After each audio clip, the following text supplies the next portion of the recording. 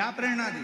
छोटी सी अवस्था थी पार्वती जी की, छोटी, और छोटी सी अवस्था में माँ पार्वती जी को नाना के घर में भेज दिया गया था। पितरों के घर में पार्वती जी पहुंच गई थी और पितरों के घर में बैठकर पार्वती जी ने ज्ञान उपदेश ग्रहण किया।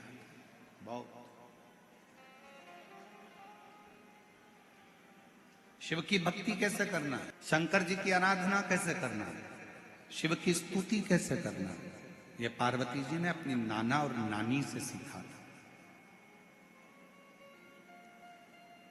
ये पार्वती जी ने अपने नाना नानी के घर में सीखा था, पितरों से सीखा। गर्ग संहिता कहती है और कूर्म पुराण कहती है, तुम्हारे घर में अगर सत्यनारायण जी की कथा हो रही है, तुम्हारे घर में शंकर जी का अभिषेक हो रहा है, तुम्हारे घर में पार्थिव शिवलिंग का निर्माण हो रहा है, तुम्हारे घर में अगर तुम कोई व्रत रख रही हो, तुम्हारे घर में कोई उपास कर रही हो, तुम्हारे घर में कोई उद्यापन हो रहा है, तुम्हारे घर में कोई अच्छा कार्य हो रहा है, तो ये करवाने वाला कोई दूसरा नहीं होता, इसको करवाने वाले तुम्हारे घर के पितृ होते हैं, जो ऊपर बैठकर तुम्हारे घर में अच्छा कार्य कर रहे हैं।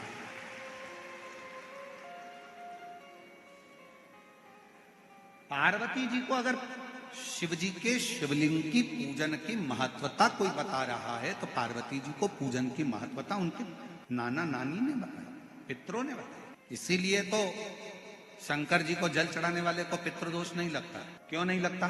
क्योंकि शिव जी पर आप जल चढ़ाते हो ना, तो शंकर भगवान का चढ़ा हुआ जल हस्त कमल की ओर जाता है पार्वती जी के, और पार्वती जी के हस्त कमल पर जैसी जल जाता है तो नाना नानी बड़े प्रसन्न हो जाते हैं अपनी नातिन को देखकर कि मेरी नातिन पर लोग पूजन कर रहे हैं, जल चढ़ा रहे हैं, तो पितृ आशीर्वाद देते हैं।